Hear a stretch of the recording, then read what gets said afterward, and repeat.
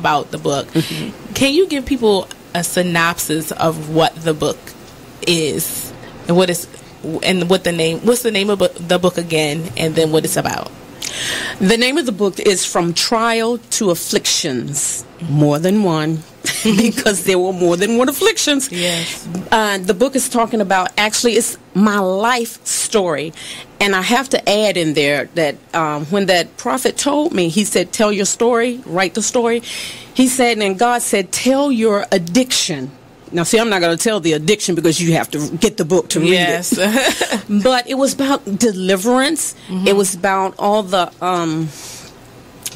trials and tribulations we go through. People that come into our life, even people that come to try and break you down or draw you down so that you can't stand for God or worship Him through your situation, because that's the adversary using them. We have to know that. But through it all, I was still praying and fasting. I needed help from God. I really did. I needed help from God to see me through. And for anyone that's going through, I say that this book is about different afflictions. Yes. Going through them, how you get through them. And I had a sister pushing me too, praying for me. I thank God for that again. Yes. But it also talks about deliverance.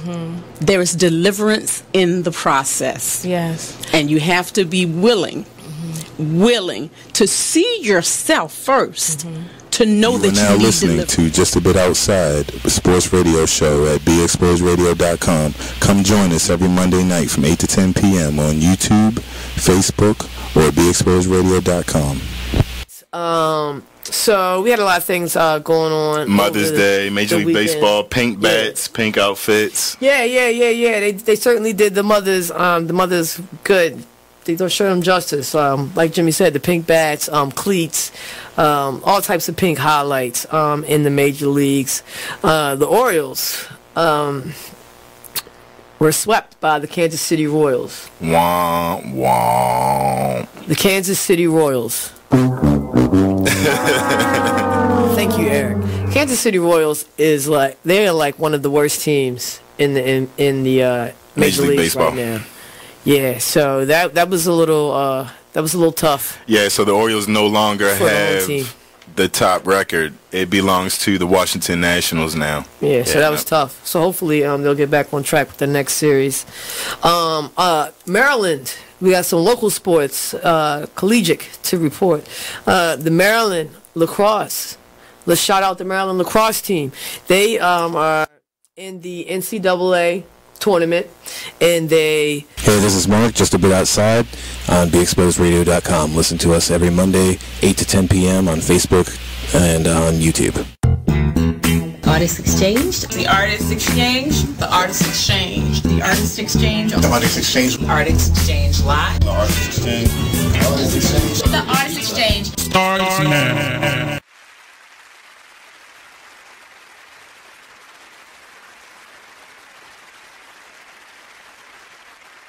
You have people that's constantly telling you no, but you know what you're standing for is right. You have to be fearless in your stance.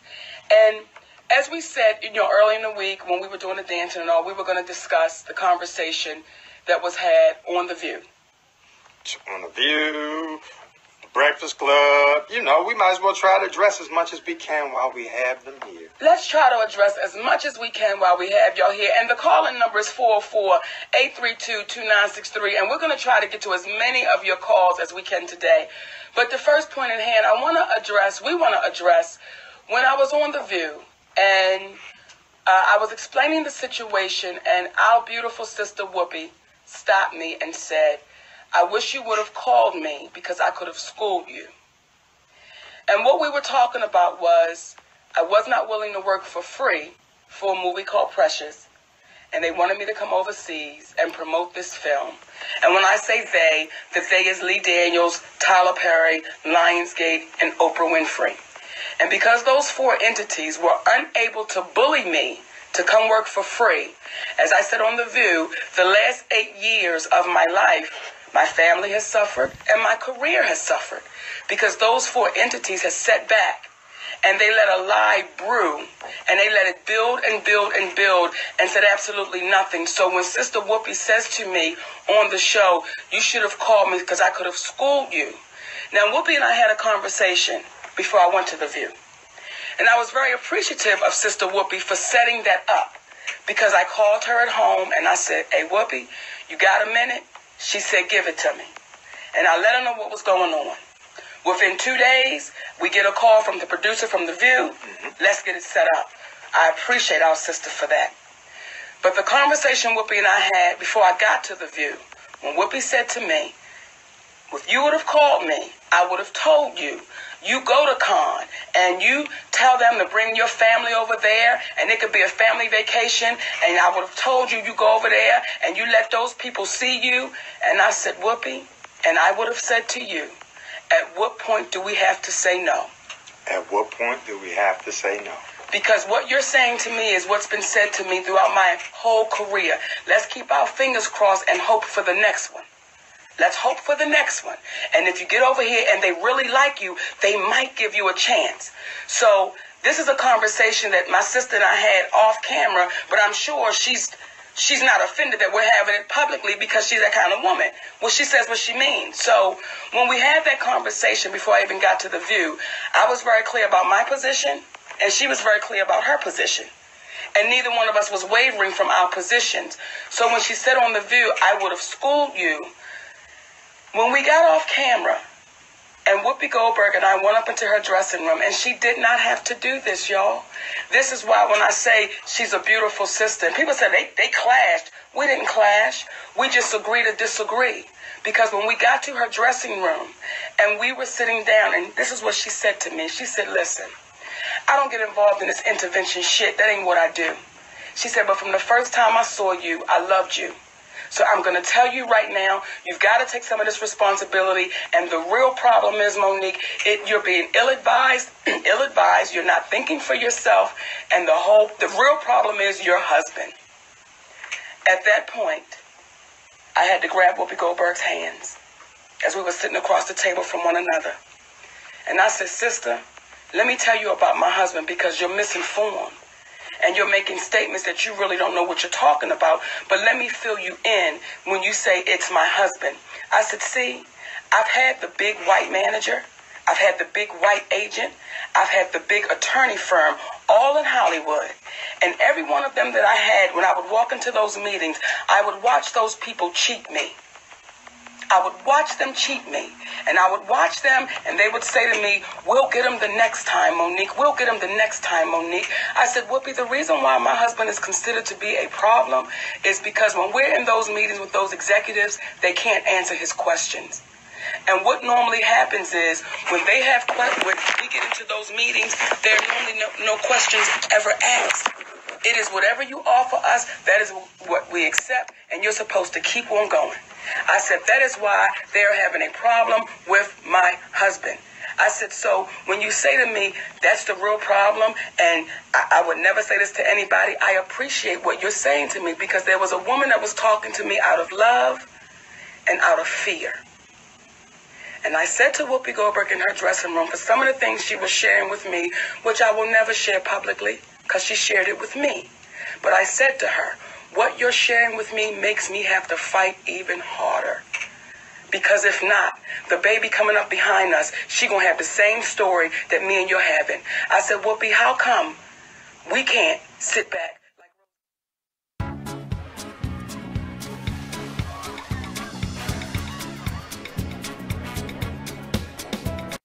I said, Whoopi, how come we can't sit back like Roseanne Barr can? How come we can't sit back like Rosie O'Donnell? How come we can't sit back like Ellen DeGeneres? How come we can't sit back like our white women counterparts? How come we're not given the same opportunities and the same paydays? And when I look at my sister, and she looks back at me, and she says, I need you to let it go and just move on. And I said, Whoopi, because we keep letting it go is why they keep fucking over us. So I can't let it go. We've moved on. That's just life. You've got to move on. But you can't let it go when you've been bullied. And this is part of what we would refer to as cognitive dissonance. It is when you understand in theory and in your mind that something internally is wrong, but your actions say to you, despite the fact you've been taught never let someone bully you, never let someone cheat you, but it is a large entity. It's Oprah, it's Tyler, it's Will, it's Lionsgate, and you're supposed to say nothing. It's Lee Daniels. It's Lee Daniels. Oh, well, I ain't know it was them. Normally you should be quiet, but normally you should speak up, but as it pertains to them, you need to be quiet. And our motto is, we respect everyone, but we over-respect no one. And if regular common courtesy is not good enough, then unfortunately, that's what makes us difficult when we ask questions that they're not used to answering. And when I get faced with, it's her husband, I want to tell y'all something about my husband. Nada made me take my glasses off, Daddy. Okay. I want to tell y'all something about him because I'm getting a little tired of hearing, especially the black women that's in the business that want to tell me about my husband. And when I have black women telling me about my husband that's in the business, but then I say, who is your husband? I don't have one. Oh, who are you in a relationship with? I don't have one.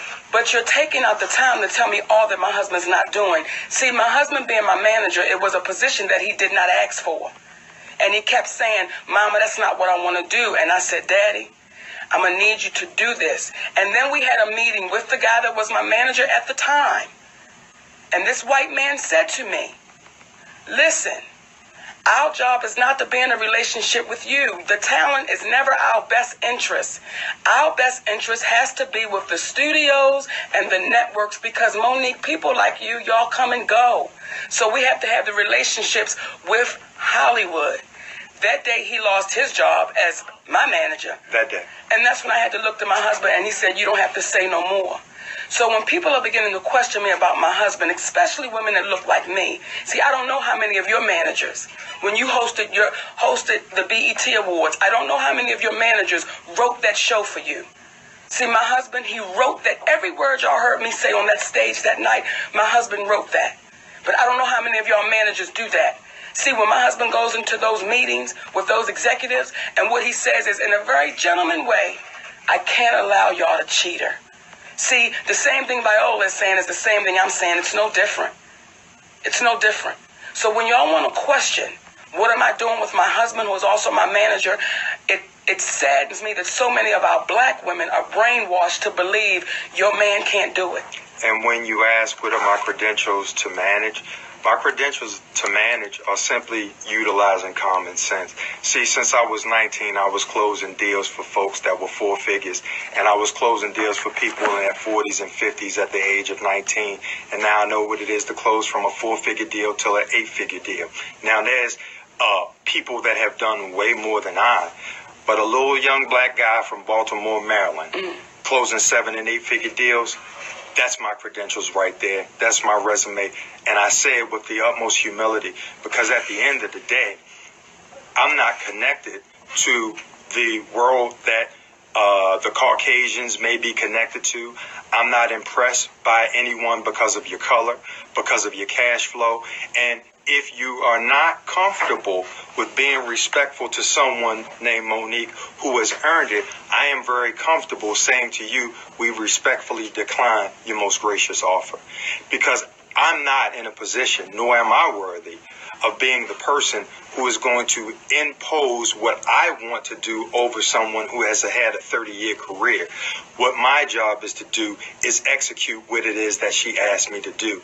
And you'll have to forgive me for not being the person and the man who, when my wife says, and my client, in quotes, says, hey, I don't want to go out here and work and fly internationally and leave my family, and I'm not contractually obligated to do so. Because if I was to ask Lionsgate for a dime and offer them nothing, the world would look at me as if I'm crazy. So when they call, when Tyler calls, when Oprah calls, I'm going to choose my family over fame because they were not offering any finances. And as opposed to me being the type of man who says to my wife and my client, hey, listen, don't you know how powerful they are? Come on. Don't you know if you don't go that they will hurt us and they will affect us? What I said was, you know what? I understand, because the woman from Lionsgate wanted to make me aware that, well, Halle Berry, she campaigned. Well, Halle Berry, she even fixed them breakfast. And as I explained to her, that is more than fair that Halle Berry would choose to do that, but you'll have to understand, and please forgive us, that Monique's not going to pour any cereal, not a glass of orange juice, scrapple. not cut a scrapple, not an orange slice, a sliver, because humbly she would feel like she was pandering. More. Doing great. You look amazing. Because humbly she would feel like she was pandering for an award. And if someone else does it, that's their right. However, she's saying, I put more value on my family than I do on the fame, since you are offering me no finances. So you'll have to excuse me for being so terrible that I would not allow my wife to get raped by the system. And instead, because historically, black men have stood back and they watched their woman get raped by the master. And then the cognitive dissonance comes into play. And then they're mad at their wife for forcing them to watch the master, rape them, who is their wife, and then say nothing. And now you're angry at your woman because you didn't die that night in protecting her. Not on my watch. And here's why. When people say to me, why do you call him daddy? Because it's earned. Because I'm watching a black man be stronger than my father ever was. I'm watching a black man raise his family in ways that I never saw my father nurture his family.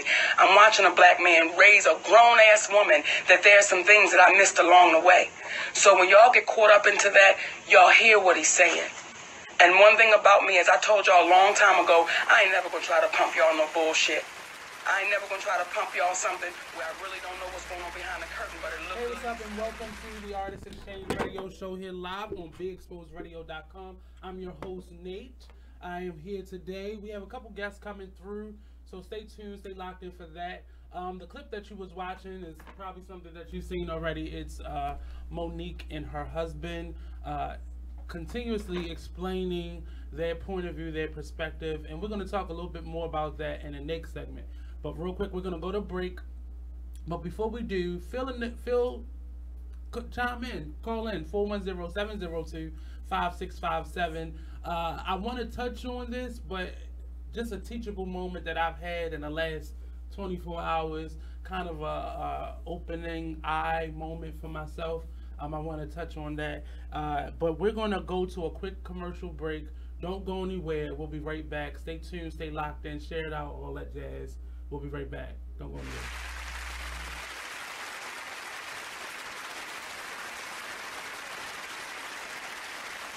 Hey everybody, check out what you missed on the one and only Be Inspired radio show. So since we're talking about the book, can you give people a synopsis of what the book is and what's the name of the book again, and then what it's about?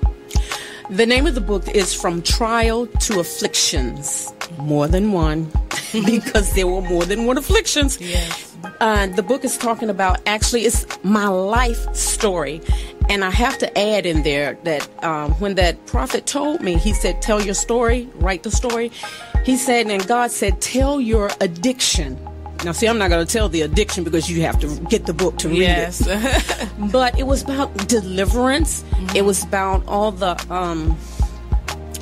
trials and tribulations we go through. People that come into our life, even people that come to try and break you down or draw you down so that you can't stand for God or worship Him through your situation, because that's the adversary using them. We have to know that. But through it all, I was still praying and fasting. I needed help from God. I really did. I needed help from God to see me through. And for anyone that's going through it, I say that this book is about different afflictions. Yes. Going through them, how you get through them. And I had a sister pushing me too, praying for me. I thank God for that again. Yes. But it also talks about deliverance.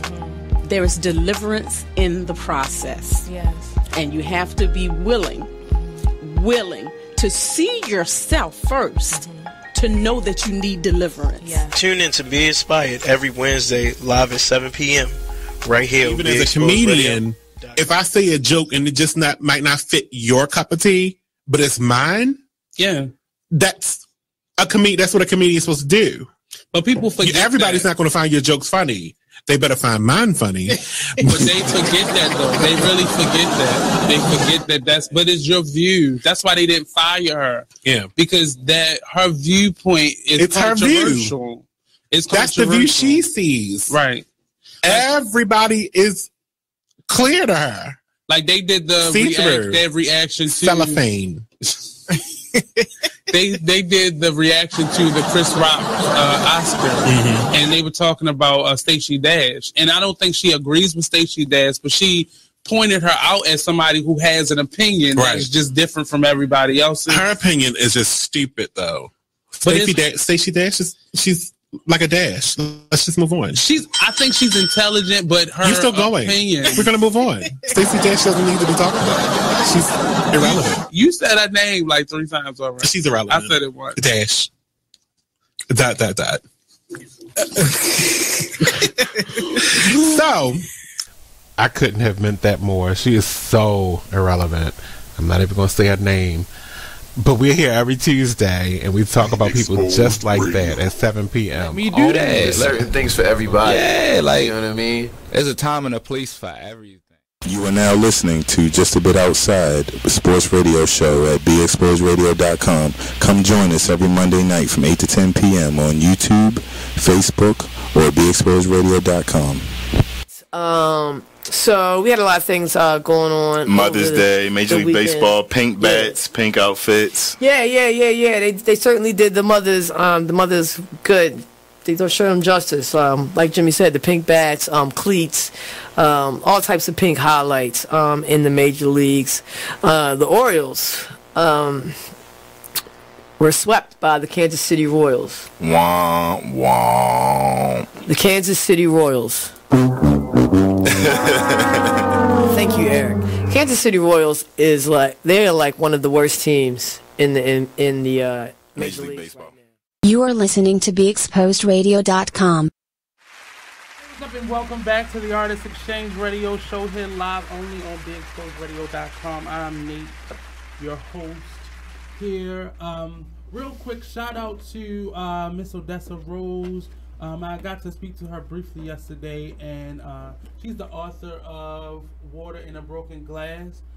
They just premiered the film to this book on this past Thursday, and it was phenomenal, and I really got to speak to her. So shout out to her, Jamel, the entire cast and crew for a really awesome job. Well done. So today we're touching more on so we have an author coming by and a speaker that may be here a little bit later, so I'll give you more updates on that as well. He's coming all the way from Virginia, so it's a little bit of a drive, so stay tuned, stay locked in for that. But I played the video clip of Monique and her husband kind of explaining her point of view on this whole issue between her and Oprah and Lee Daniels and Tyler Perry and so on and so forth. And a lot of people are getting tired of hearing it, but when you're in the midst of an issue, it's kind of hard for you to just let go, especially when your name is being dragged and drugged through the muck and mire. And I'm kind of I'm in a different space right now in terms of where my emotions are. And last night I found myself holding on to something that I should not be. and giving attention to something that is way beyond, way beneath me. I'll say it that way. Way beneath me and what I feel and who I am and how I am. And this morning, I kind of laid it to rest, but I'm human. And sometimes I don't think people can see how human we are. And people striving and trying to move forward and get ahead in life, people often step on other people. And sometimes it's not purposely, sometimes it's not on purpose, but often it is. I'm directing a play. It's called Blueprints, and the women in the play speak about the different types of shoes that walk over people, and it's kind of analogy for how rough or how on purpose people are, or deliberate people are, with how they move in terms of neglecting and negating people that are around them. And what type of boots do you walk with? What type of shoes are you walking on? Are you walking on somebody's heart with cleats, or your bare feet, no socks, no shoes, or dirty work boots? You know, really bring that into point of view. I'm gonna have the actresses of that now film on to talk about that, and of course the author LaTonya Valencia Moss on to kind of give her analogy and her perspective and how she came up with this story. And it really speaks to some issues that I'm going through with individuals. One, how we treat each other is very significant to how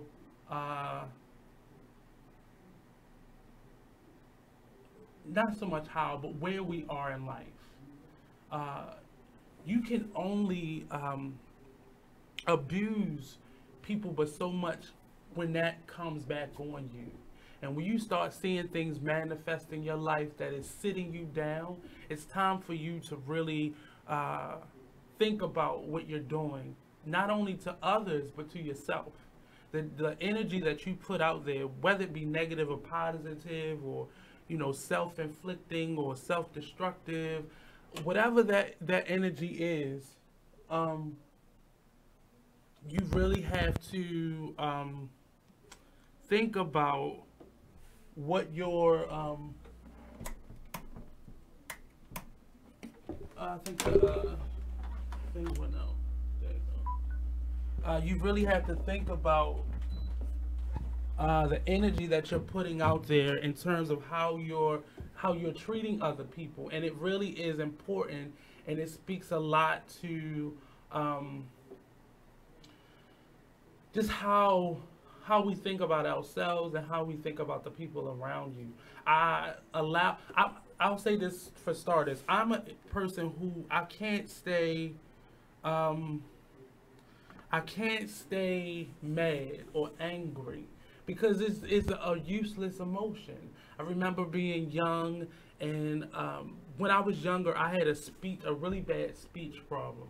And I remember sitting at one of my last speech appointments, and I went through speech class all throughout elementary school. I went through speech class through most of middle school.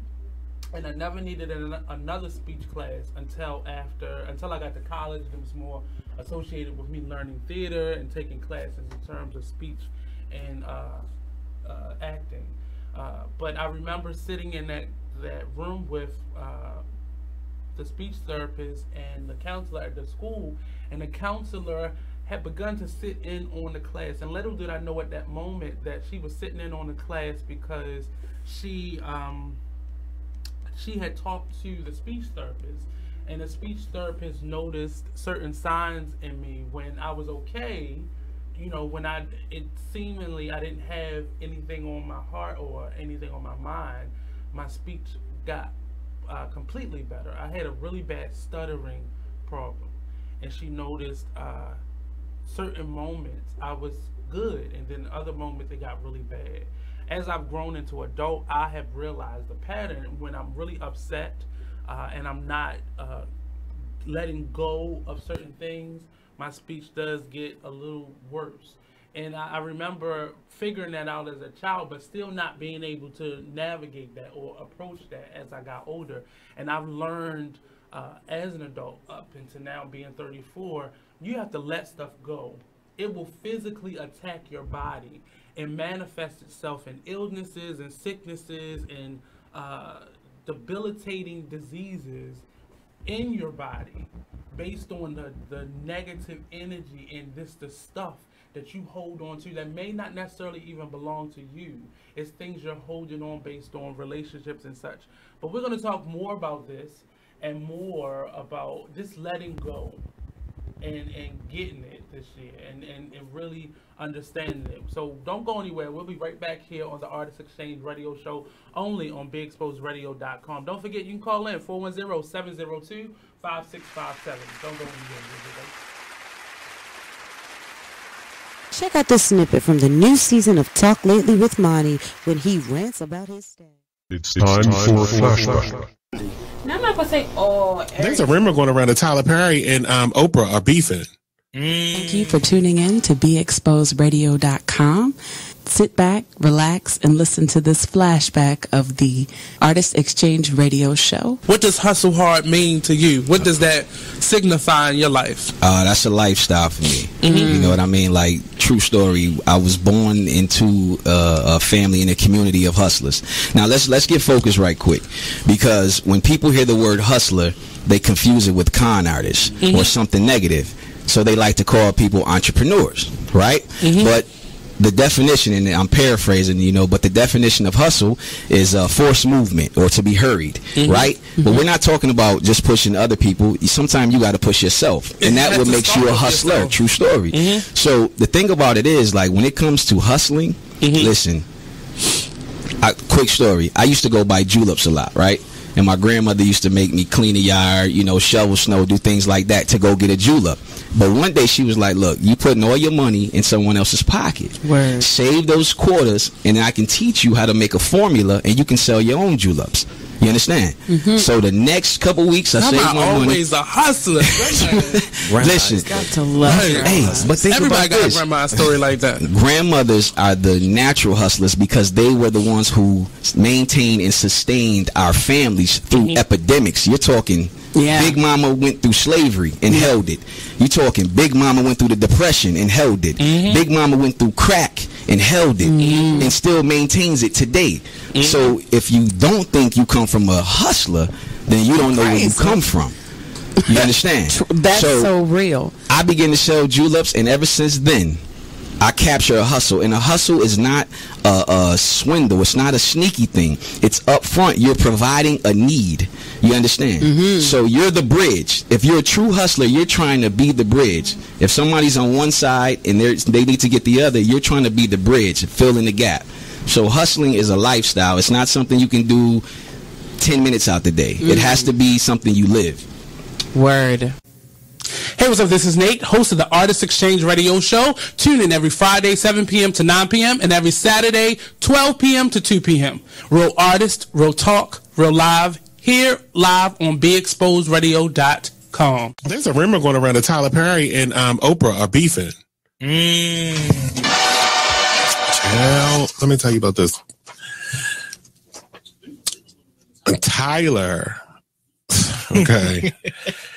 told Oprah, bitch, if you don't have my money, we're going to have a problem. Woo. Oprah said... The Artist Exchange Radio Show every Friday, 7 p.m. to 9 p.m. Every Saturday, 12 p.m. to 2 p.m. Real artist, real talk, real live on BeExposedRadio.com. I was meeting with a friend yesterday, and I've gotten to the point where don't ask me a question because the truth is going to come out. Exactly. Just don't do it. If you ain't looking for the truth, don't come to me. Don't do it because I can't hold my tongue. And she wants to be this stylist, boutique but you're not doing anything in that nature, and I can't take you seriously if you're not doing those things. And I understood why people didn't take me seriously, because I found myself in somebody else's lane. I was good at what I was doing and what I wanted to be, but I wasn't doing it for me. So how can I ask you to take me seriously if I'm living in somebody else's shoes? And nobody can do what you do, and I think that that's a big problem that people face now. Like, you see what somebody else is doing and you want to do that when that's not your lane. That's not your lane. That's not what you're supposed to be doing. But it's popular, it's getting that person money, it's getting that person applause. Oh, I want applause. I want money. Let me stand over here behind them. And then a lot of times people aren't honest with themselves either. Like, I was thinking earlier today, I've been woke for almost 2 days, so so you get honesty, and I was thinking, like, the Artist Exchange Radio. There's a rumor going around that Tyler Perry and Oprah are beefing. Child, let me tell you about this. Tyler,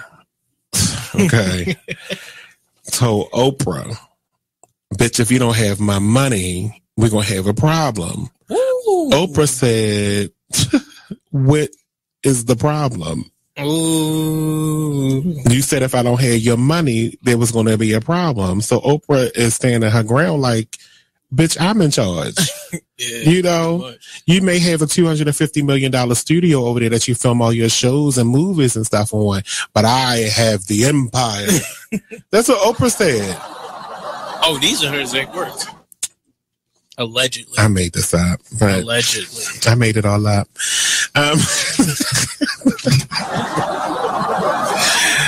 But there was a rumor that they were beefing. But Tyler confirms that they don't have any issues. So it says it was recently reported on the rumors that was swirling that the twosome were on the outs over constructive criticism of a Perry show. Well, I got some constructive criticism, and we can be on the outs, Tyler, and I don't give a damn. You are listening to BeExposedRadio.com. Hey, what's up, and welcome back to the Artist Exchange Radio Show here live only on BeExposedRadio.com. Don't forget you can call in 410-702-5657, or you can text us at 443-642-9403. Call in, let us know how you feel. Our guest Rob is kind of a little stranded, so he's on his way. He just got a little bit lost coming here. He's coming all the way from Norfolk, Virginia, so just put your hands over him. He's been on the road for a minute. He got a little lost, so he's getting his bearings together, and he'll be here probably for the top of the second hour. So definitely, we're praying for you, Rob. Get here, but be safe. So back to our conversation. I realized what happens to me when I hold in stuff. When I was younger, I used to really get upset and angry and frustrated, but I never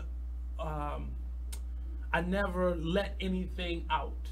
I used to hold everything inside, and I used to get sick certain times of the year, and it was more so, it was like the beginning of the year and like midway, like August, around that time.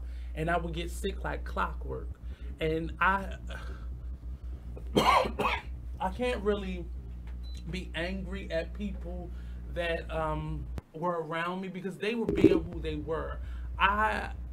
We often, individuals, so me, speaking about me, we have to show people how to treat us. And if they're not willing to do that and be that for us, and vice versa, you have to show me how to treat you, how you want to be treated. And if I'm not willing to accept that, you need to walk away. And I should be able to do the same thing. And you should not be able to just take things from people just because that's what they have to offer you, or that's how they're that's where their mind is at that moment. I don't let things pile up inside of me. I used to physically get sick, like I was saying, and I would feel like a numbness in my arm when I would be mad or upset at something, because I never let it go. And it wasn't lack of fear, but when I grew up around a lot of women, a lot of really strong women, and I grew to have respect. So you don't always have to say everything you feel. but sometimes you do. You need to let it out in that moment or find a constructive way to do so. And over the years, I've learned constructively how to let go and omit anything that's clogging me up. Well, recently, I'll say in the last year, I've allowed certain outside energies, individuals, things, places, people, kind of shift my emotions a little bit. Because even though I know how not to get mad, and I don't let things, I can't stay mad.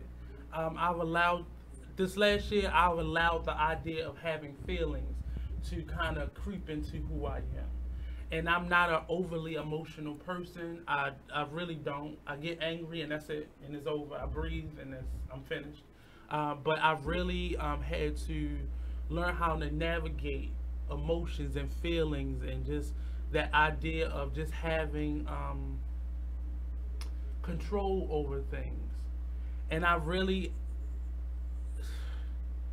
in the last 3 weeks, I let something get to me that is so petty. What people feel about you is what they will always feel about you. I would never advise anybody to try to change anybody's feelings about them. That whole idea of proving yourself to the world is totally ridiculous to me.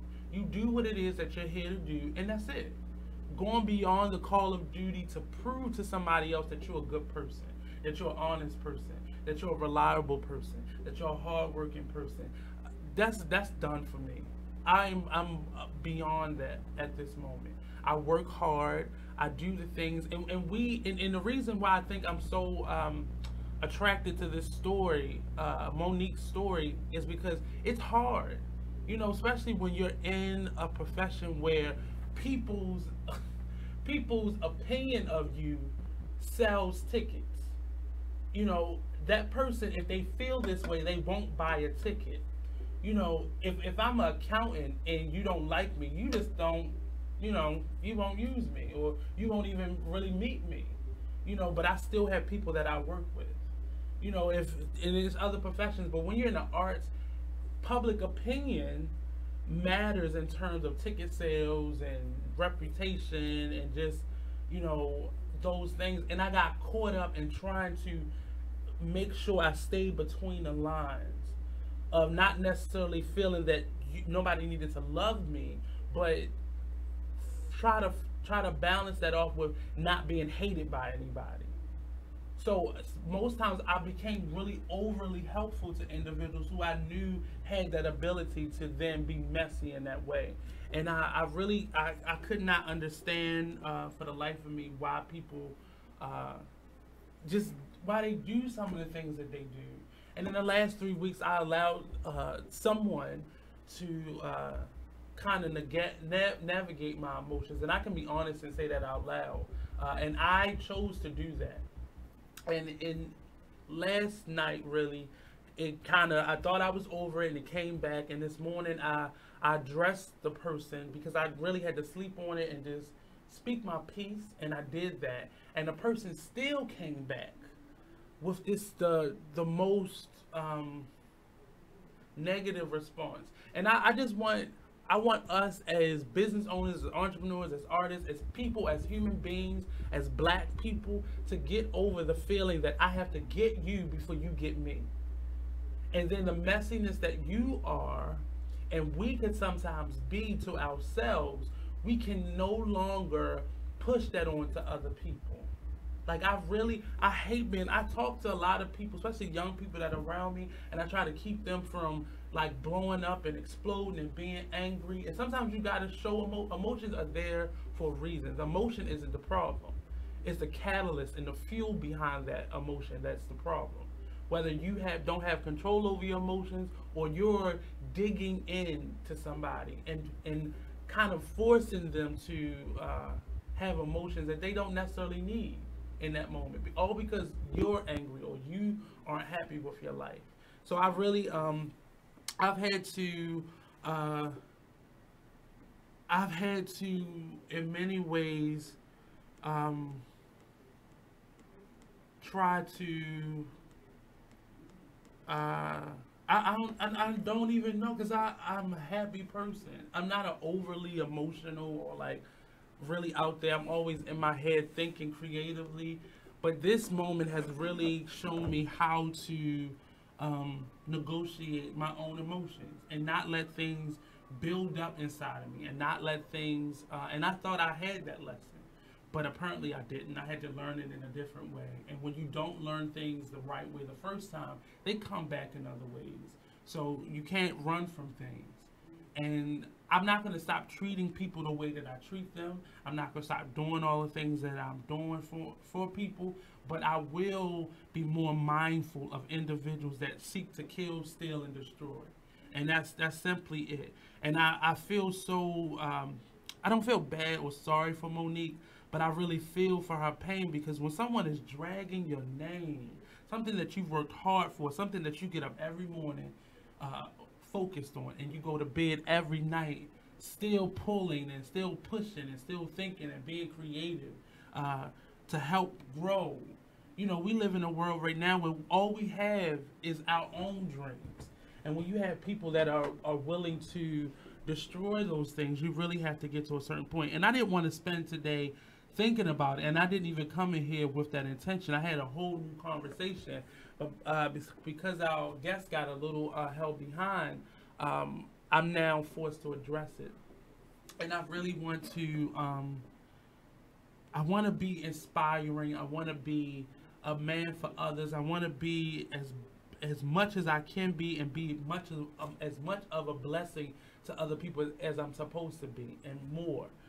But I really have to focus in on what I want and how I want it, and not settling for anything less than what I deserve, and not ever letting anybody negotiate my value or set a standard in my life.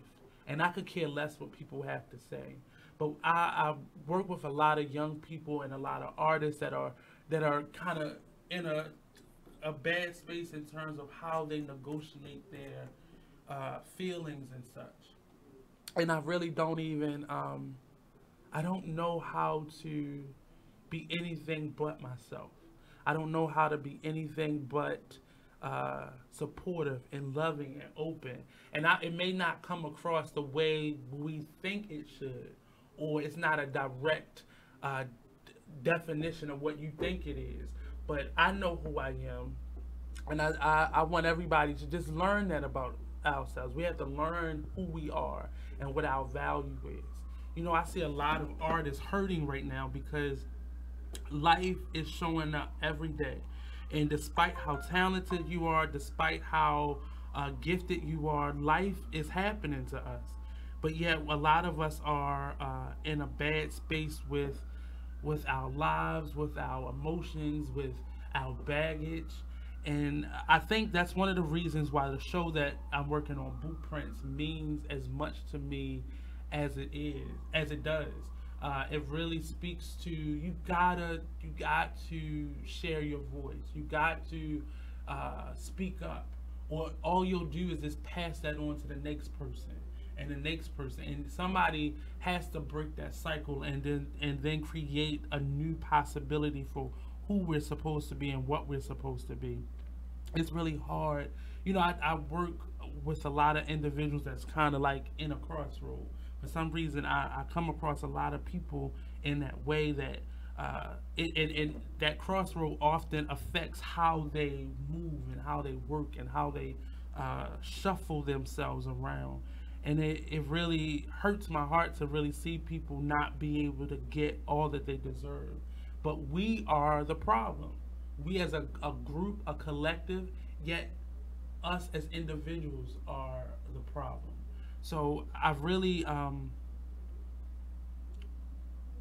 this morning I kind of gave my piece to that individual that had did something wrong to me, that I see as them doing something wrong to me. And I had to let all that go, and I had to move forward because I was holding on to stuff. And I'm a quiet simmer type of person. And it gets me on the inside, and before I know it, I'm outwardly expressing emotions and like really going off, or being and I can see it sometimes being overly dramatic because you hold on to stuff, and you often get shocked when you're in a space with somebody that could care less. Like, where are we in life when people still are getting over with people? And instead of you saying, you know what, I did something wrong. I did something wrong. We can't do that. So we got to make the problem bigger and more exaggerated. All because you can't say that you're wrong. Or all because you can't. And so we're going to go to a quick break. And we'll be right back here on the Artist Exchange Radio Show with more from me. And hopefully I'm going to reach out to our guest and see where he is and see how he is. So don't go anywhere. We'll be right back here on the Artist Exchange Radio Show, only on BeExposedRadio.com. Thank you very much. Because they had nothing else to do. So it was like, he's dead. Oh, 6 years after he passed away. I thought you was going to have my money today. Man, it is what it is. Hey, everybody. Check out what you missed on the one and only Be Inspired Radio Show. Now, here's one little speech I'm going to give you before I get into the next article. Here's what I want to tell you. Still, not media, but fear is big business. Fear is big business. I'm not telling you not to be alarmed by what you're seeing. I'm not telling you not to be concerned. What I'm saying is not to buy into the notion that we should be afraid.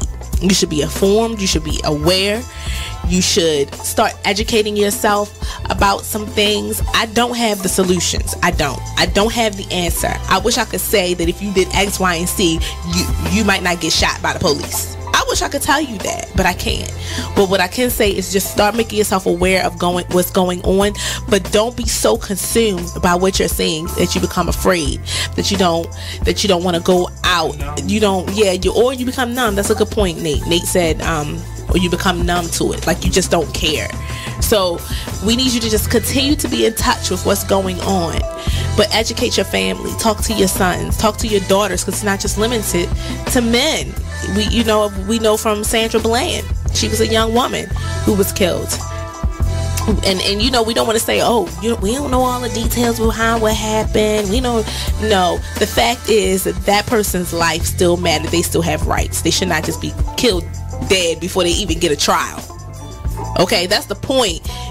They deserve a trial at least, but they can't even make it to the jail cell to get a trial, to be tried. They're being killed even before arrest.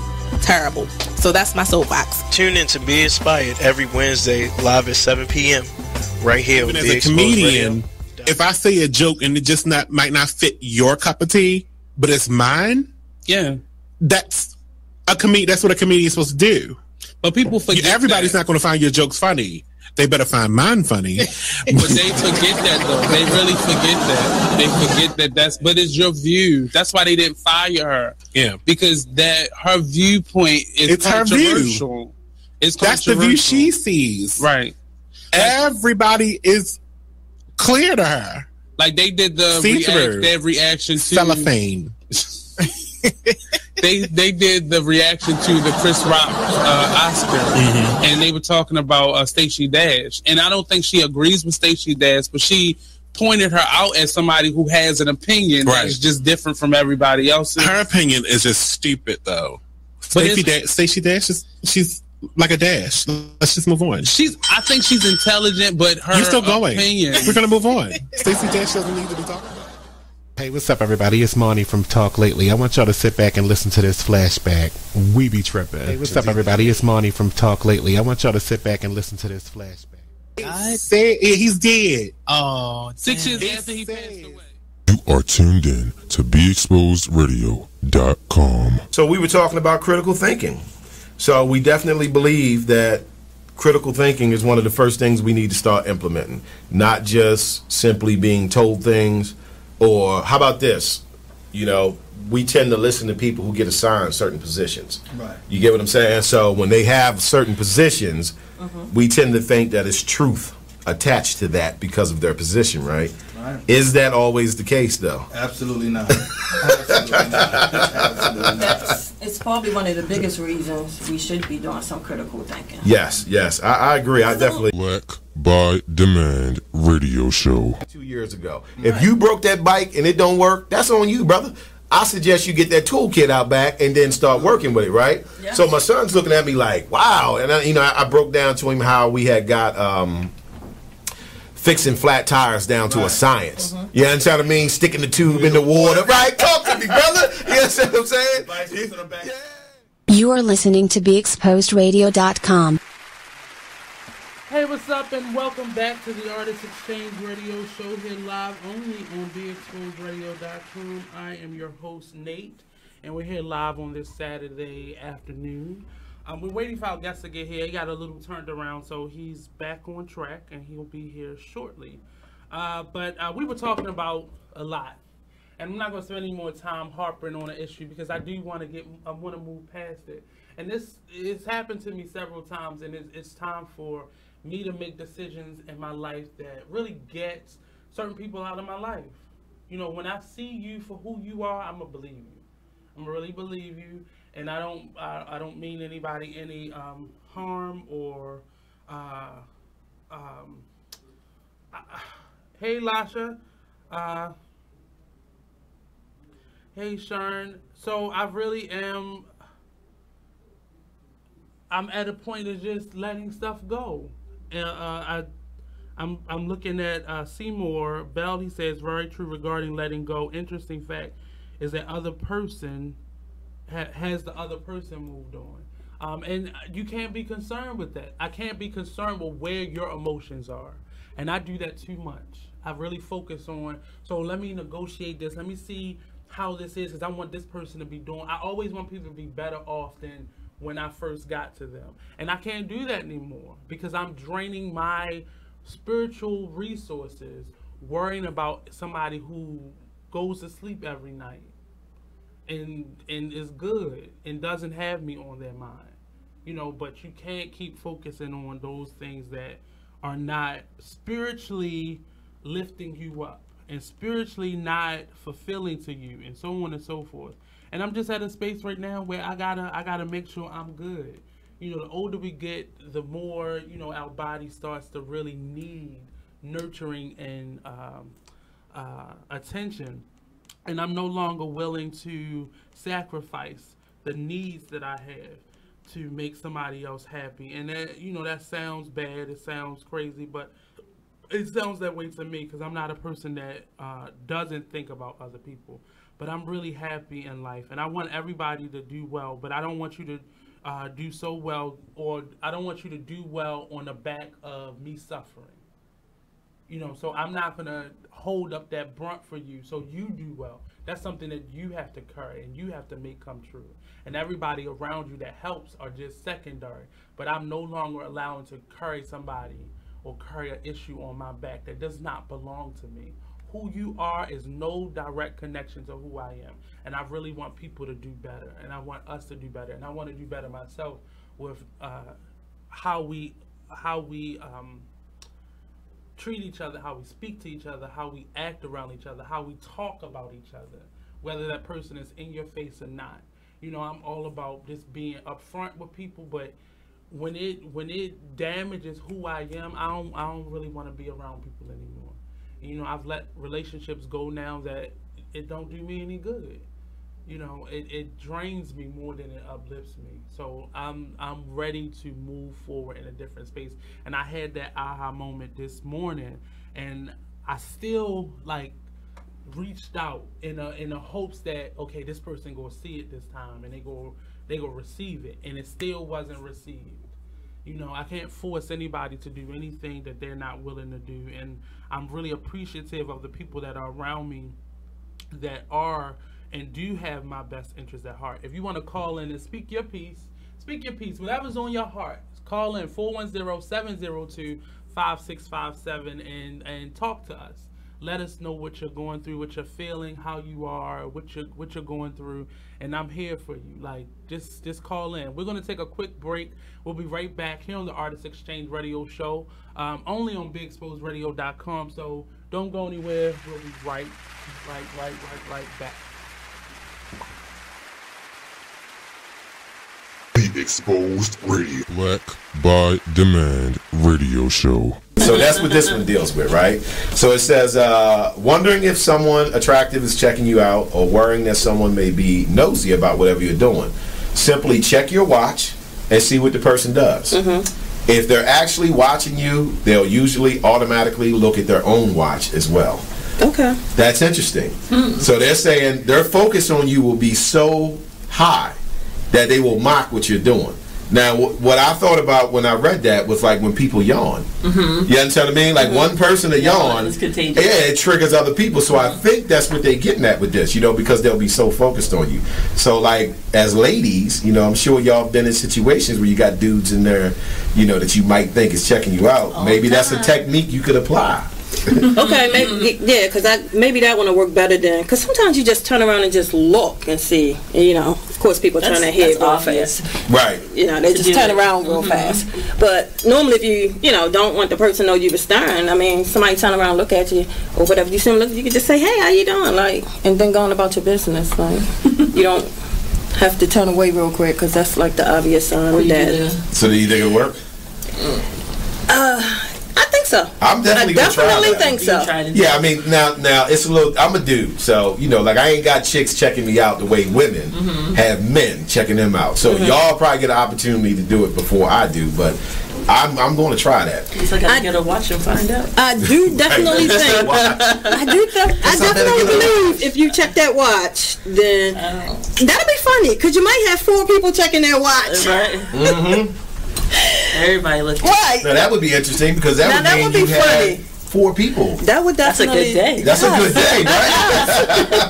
4 people focused on you. You don't got to do the thing to make yourself feel big, because you already gonna be feeling yourself. Yeah, you're already gonna be feeling it. Yeah, exactly. Okay, so you are tuned in to BeExposedRadio.com. It's time for a flashback.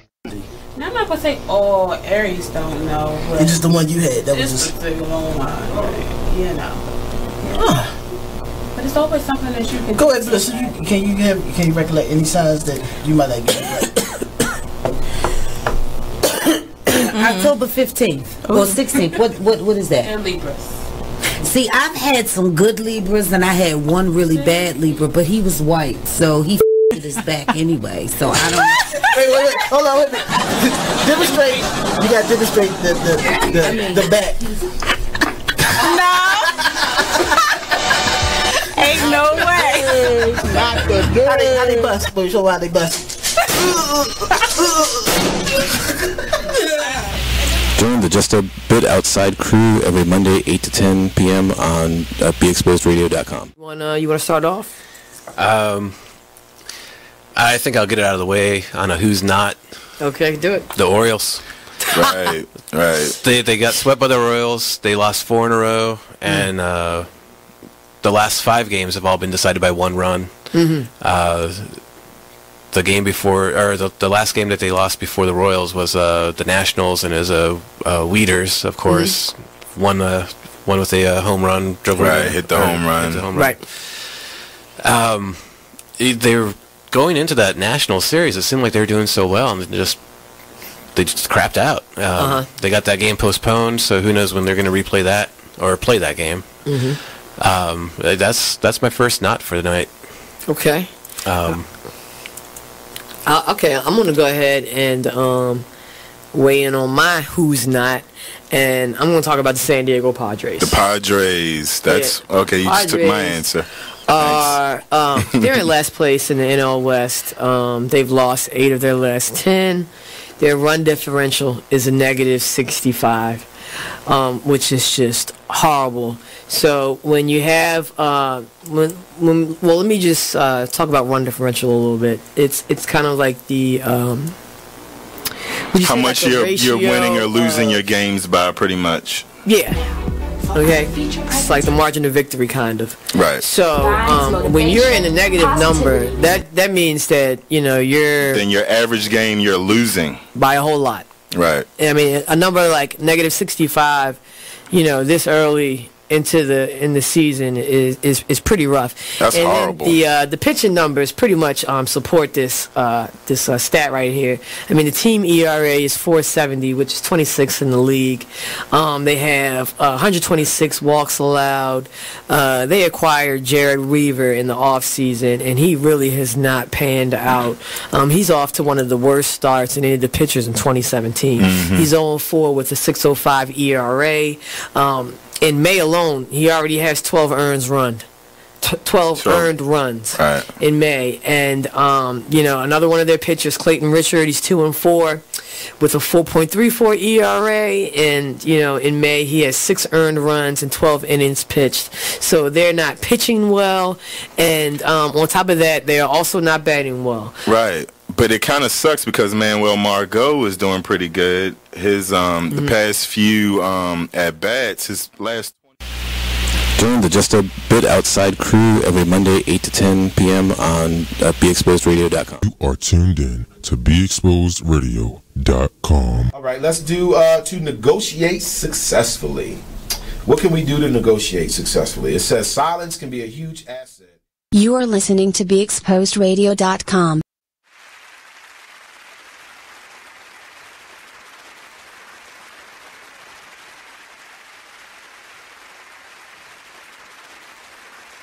And a godly message.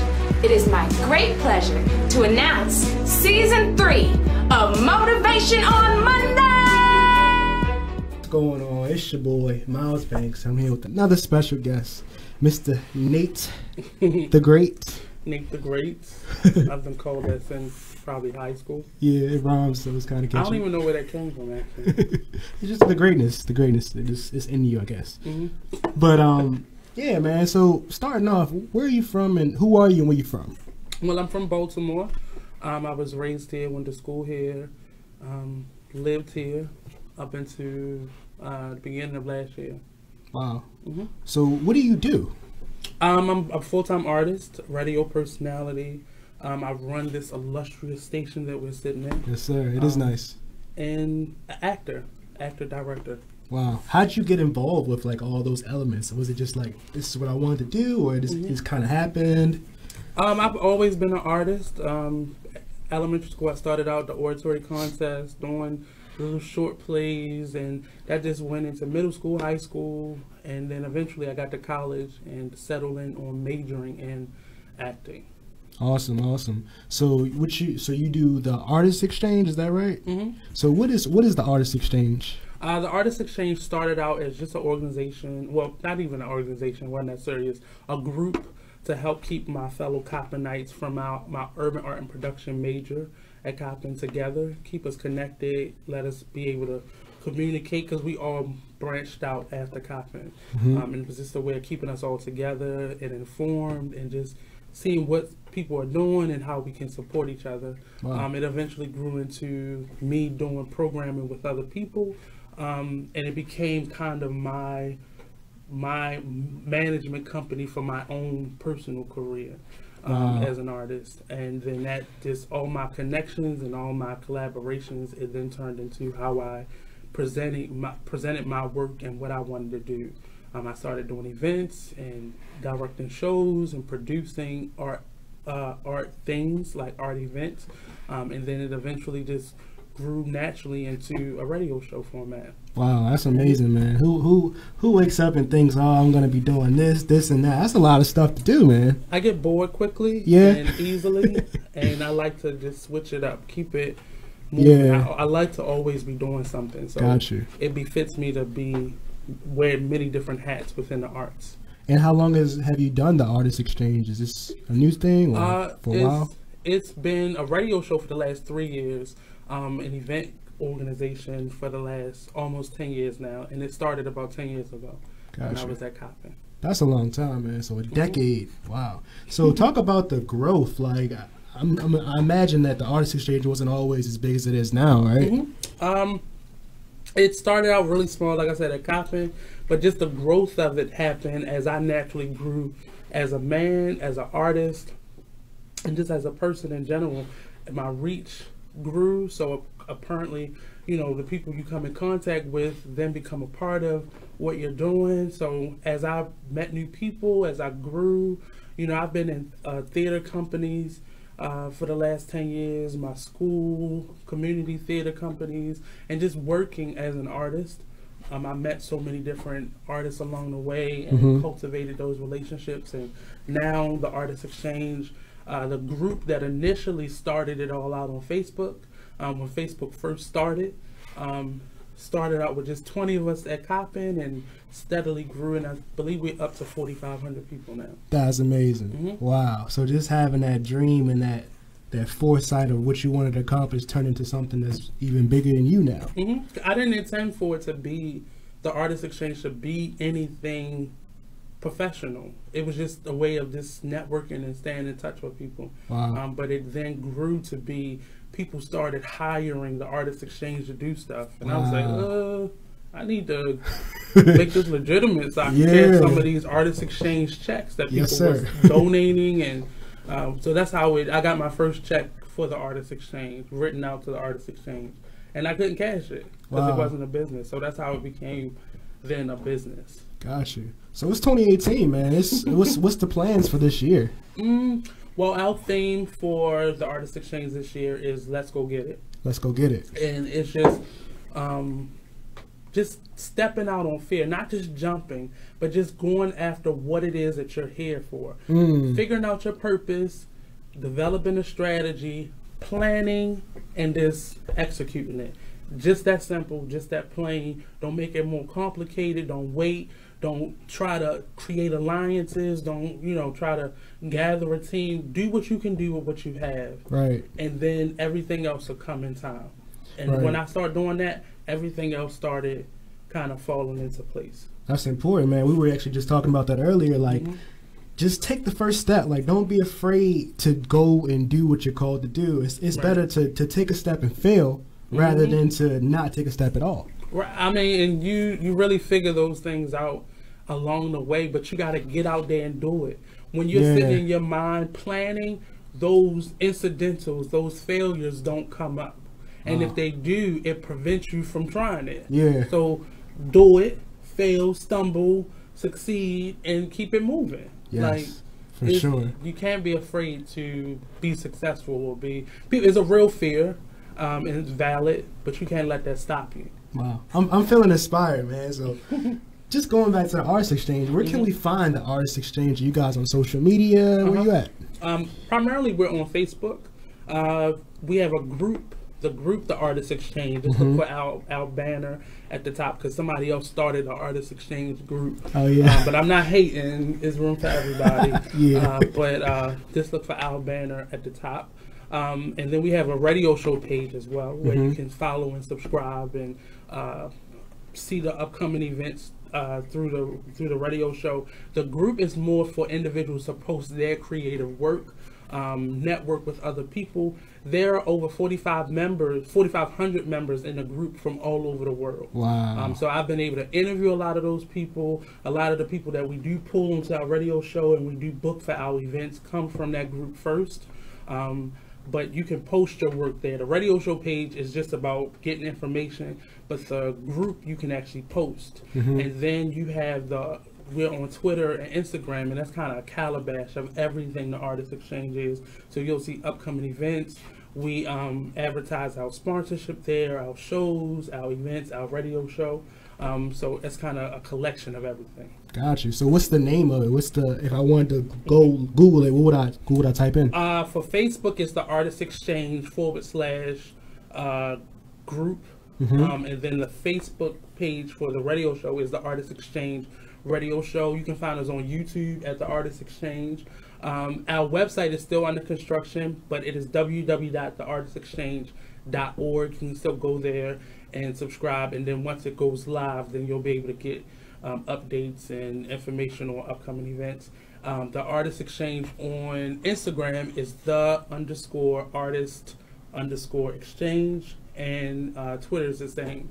I haven't really branched out beyond that. Yeah, I think that's good for my right mind now. is kind of like scattered already. Yeah, that's a lot. But we're Tumblr and all those things, but it's more so just sharing things from the other platforms to those things. Got you, man. So go check it out, man. The Artist Exchange, man. It's a big movement that's going on in Baltimore City, man. I'm trying to get involved myself so I can be inspired and so I can take things to the next level and live in my purpose as well. There we go. So speaking of purpose, man, like, do you feel like this is what you're called to do? I'm learning it. I really do feel like it's my purpose, but at moments it can become too much. Yeah. Because you have to balance who you are as an individual versus what your work is, because your work is for everybody else. Yeah. And you are an individual, and you have to sometimes balance that. And in the past, I wasn't good at balancing. Everything went into what I was doing and who I was working with, and I didn't really put a lot of energy into who I was and what I wanted. So how do you balance that? Where's the point? I say no. I've learned how to say no. I've learned when to say no. I've learned how to say no. I learned who to say no to. No is a powerful word that we all need to learn how to manage. Don't say no for the sake of just, I know how to say no now, but I've learned how to say no. And I've learned how to say yes. Yeah. It's balance. Right. So learning to say yes, learning to say no. And you balance that off. And it all centers around what makes you happy. Yeah. If this isn't making me happy, if it isn't adding to my life, if it ain't benefiting me, no. Yeah. And I think it's following your purpose too. I always have a conversation in my mind, and I'm talking to God when my life is over, and I don't want God to say, man, I wanted you to do this, and that. So it's just like, I feel like while I'm here, I have to live in my purpose and do what I'm called to do. And I feel like when you do that, like, your life is much happier. It's a different world from when you're doing what you're called to do and then when you're not doing what you're supposed to do. It's completely different. There's a lot of people out there that are successful at whatever they're doing, but they're not happy at what they're doing because they're not living in their purpose, or they're living in somebody else's dream, or they saw a strategy that worked for somebody else, and now I'm doing that. Yeah. And we see a lot of people that are out there doing that, trying to reach out for fame or that $1 million promise, and it's not happening for them. Or they get to a level of success and it all come crashing down when they're depressed because you're living outside of your purpose, and you have to live within your purpose. And it's not like putting you in a box, but stay in your lane. Yeah. Like, do what's comfortable. It's okay to have a dream. It's okay to work for somebody else's dream while you're paying for your dream. But the moment you got it, you got it. It's not enough money you can save. It's not enough planning you can do, because something's always going to happen outside of what you planned or what you prepared for. But no great dream has ever been achieved waiting. And if it did happen, somebody else fulfilled it because you waited. Right. So you have to make sure and make time for what you want. Man, just who you are. Just wrapping it up, man. If there's a person out there, young, old, medium age, whatever age, Right. all age groups, if you could say something to inspire them to follow their dream, what would you tell them? I would say figure out what your dreams are, what your goals are, and make it happen. That idea of being a boss it's great to say it. It's great to have a t-shirt with it written on it, but if you're not really making other people's life more successful and bigger, then you can't call yourself that. You can't be that.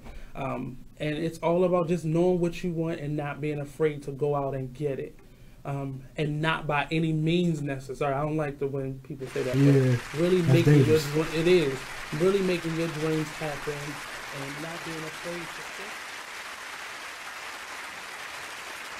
Just a Bit Outside radio show. I'm going for shellacking. Ooh. And another good stat, Miami has never beat Carolina at home. Really? Ever. Okay. Right. But the one good thing Miami can say is that they have safety TJ McDonald. He's back off of his 8-game suspension. So, he'll be out there lurking and trying to make it hard for Cam Newton in the offense. And then also, we have to make note that, they just let go of Kelvin Benjamin. Yep. So that's kind of one less weapon that the Carolina Panthers have. So it'll be interesting to see how everybody will adjust to the changes that has happened over the past week and a half. You got a Just a Bit Outside radio show every Monday from 7 p.m. to 9 p.m. Tune in. Be Exposed Radio. And more money. Let them know like you're gonna get a hit if you do some rap stuff. You know what I mean? Right. Now, appropriation, they be getting that money. I was just about to talk about that too. Appropriation. Is it appropriation when they do? Because you know Miley Cyrus. Like think about it. You got like Miley Cyrus. You had Justin Bieber, and you had like even Katy Perry and Pink. You remember? I don't know if y'all remember Pink. She used to do like some hip hop stuff, some like R&B stuff too. Do you think that's appropriation? Are they taking from the culture without like? I don't know. Like the way I look at it is, if it seems forced, then 9 times out of 10 it's not really them. Yeah. So then it's appropriation. You feel me? But if I hear sincerity and the genuineness in what you're doing, and if they decide to label it hip hop, and your skin ain't the typical hip hop skin, you feel me? I can accept it as hip hop, like, cause hip hop is what we do. Like, you feel me? Like people don't look at it like that, but it is. Like, and Busy B himself told me that. You feel me? Like, rap is a thing that we do. You feel me? And hip hop is something that we live. Right. So if you telling me your truth, but your skin and my skin on opposite sides of the barrier, who am I to say that that's not hip hop? That's true. That's true. Now, and we got a newer person, and I don't know if y'all know about this, but we got a new person that's kind of like on that culture too. Well, she's not really new. Fergie. Y'all remember Fergie from Black Eyed Peas? Yeah, yo, I heard she got a new album out, and I was unfortunately I was listening to this with a female friend of mine a few weeks ago, and I'm not gonna lie, bro, it's actually pretty good.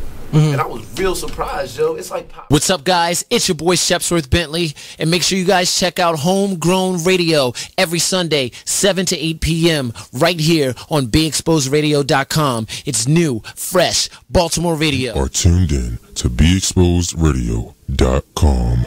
Yourself. Yes. Fall in love with yourself. Yes. First. Yes. Until you are comfortable being alone. Yes. You will never be comfortable with somebody else. But it hurts. Being alone, it hurts. Extremely powerful. But it's real. It's real. It's a reality. Like, you have to be able to look in the mirror and be comfortable in silence. Yeah. You have to be comfortable with your own thoughts, your own feeling. You have to be able to get in the shower and rub your body and be proud of what you have, regardless of if you're perfect, if you're not. It's just be comfortable with who you are. Hey. You know, I used to be uncomfortable with my big ass forehead. I'll tell people she does not have a big forehead. I do have a big forehead.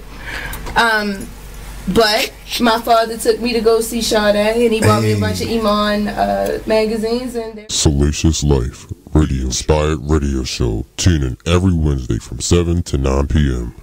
I'll give you an example of mine, and this is real simple, but I know I'm not the only one that this happened to. So I went to Target last night. You are listening to BeExposedRadio.com.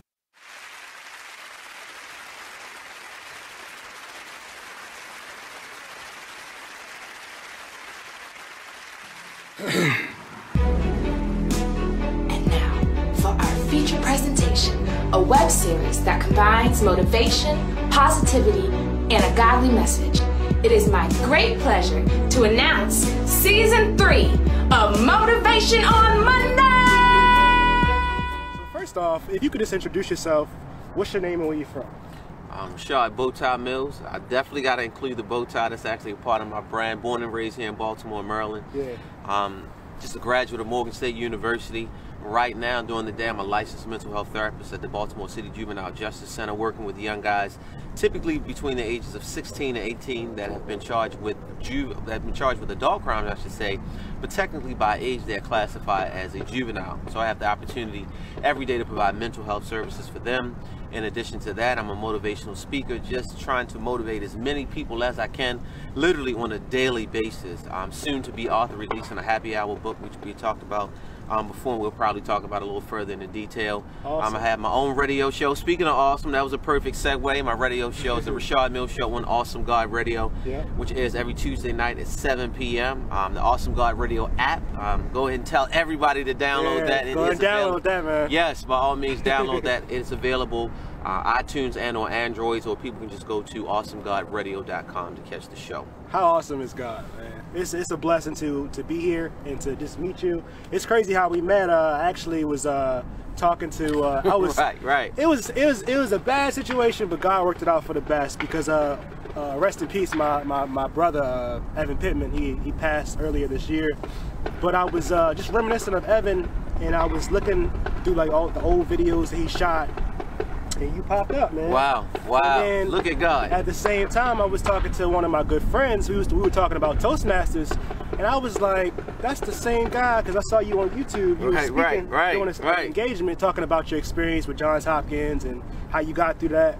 And it was just crazy how we just happened to link up, and now we're here.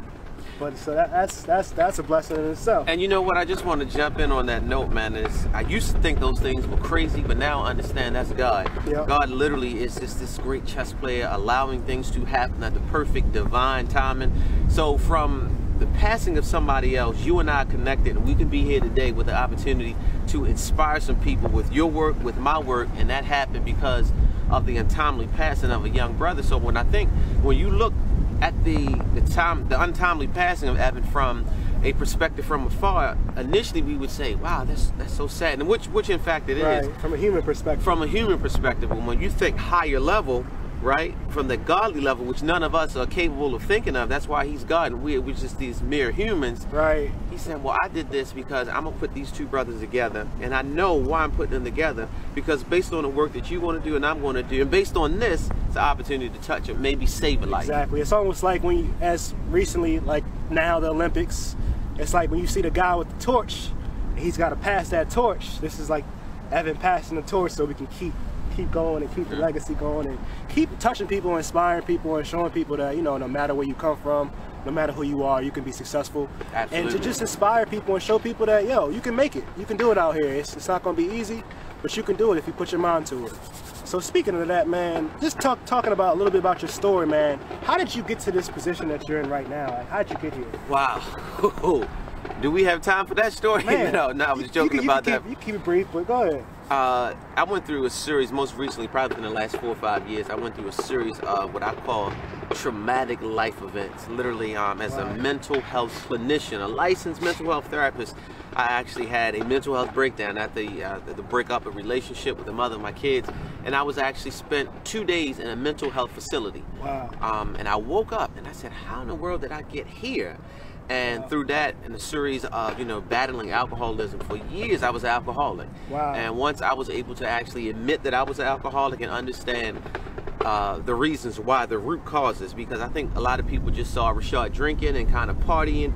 That was the branch, but underneath of that branch was the root itself. When I got down to the root itself and understood the self-esteem issues and the depression, so I really went through a few years of personal development, reconnecting with the Creator, and I think all of those series of events led me to literally where I'm at right now. Wow, that's amazing, man.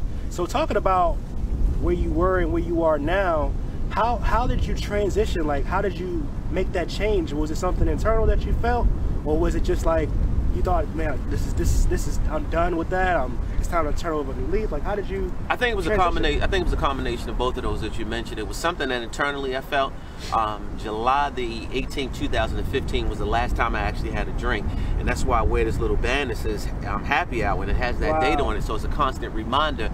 At that very moment, I began to change because I was tired of it. I was tired of drinking with the hopes that, well, this particular shot of whatever I was drinking at the moment, it was going to clear up all my problems, and I was tired of it. And literally that day I went home, and I got home and I laid on my floor and I said, God, take the spirit of alcohol away from me. I no longer want to have a drink. And here's the interesting thing about how God works. I had gone through AA meetings before. I would leave those meetings and go get drunk.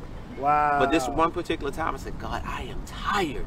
I'm tired of drinking, and in addition to that, it was something internal. Like, I want more out of life, there has to be more out of life than all of my free time. When I wasn't with my kids, I was drinking because I was so hurt and crushed and destroyed inside.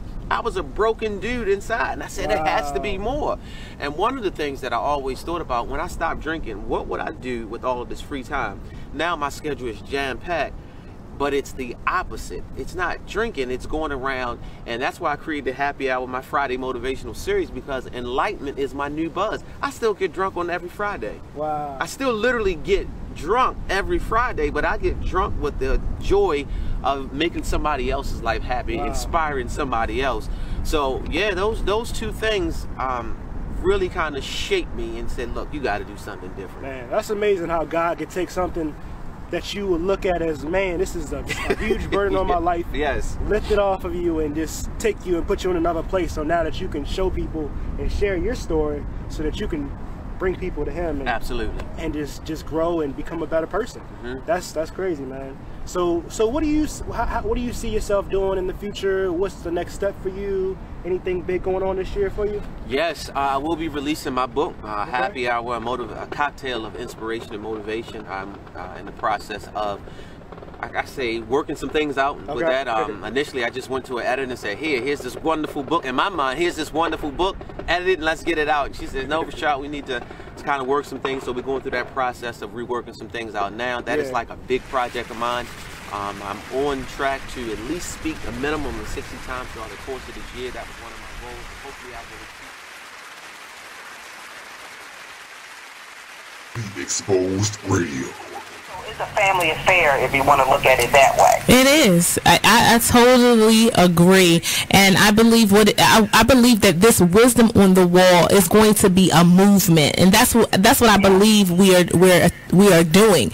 Is we're creating a movement where people essentially, even after we've presented in these workshops, then they'll be inspired to sort of document some of the things that they've gone through and empower somebody else. So it'll be like a chain effect. So they'll see that, we were just three women who have gone through various things and experiences in our lives, and we just took the opportunity to sit down, put it in a book, and then it'll be a movement, and then other women will be inspired to do the same thing. Let me tell you, we are better together. We are so much better together, family. I'm telling you. When we band together, put our resources and our experiences together, we can create a movement, and that's what it's about, inspiring people to do more than what they may currently see of their own lives, that they can do so much more. So yeah, you are exactly right.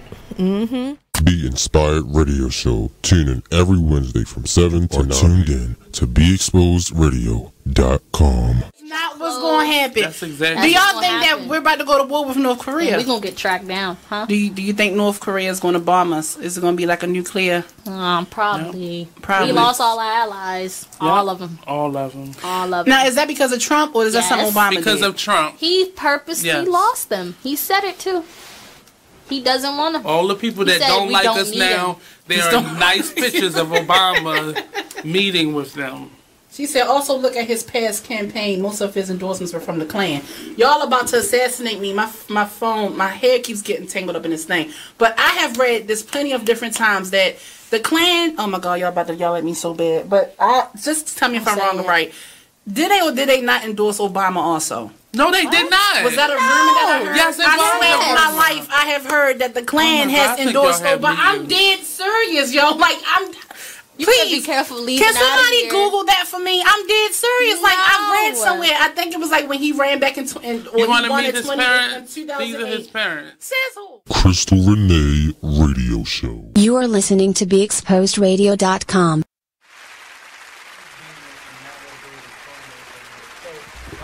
Welcome back to the Artist Exchange Radio Show here live only on BeExposedRadio.com. So I have to first say thank you to our guest, because he has braved the cold and found his way to Baltimore via, what part of Virginia?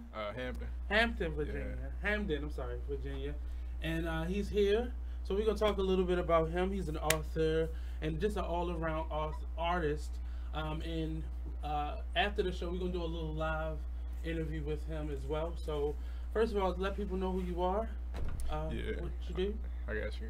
I'm Rob Holmes, also known, my stage name is Ace, but My friends call me Rob. So, yeah, Rob Holmes, 26 from Hampton, VA. So tell us a little bit about yourself as an author.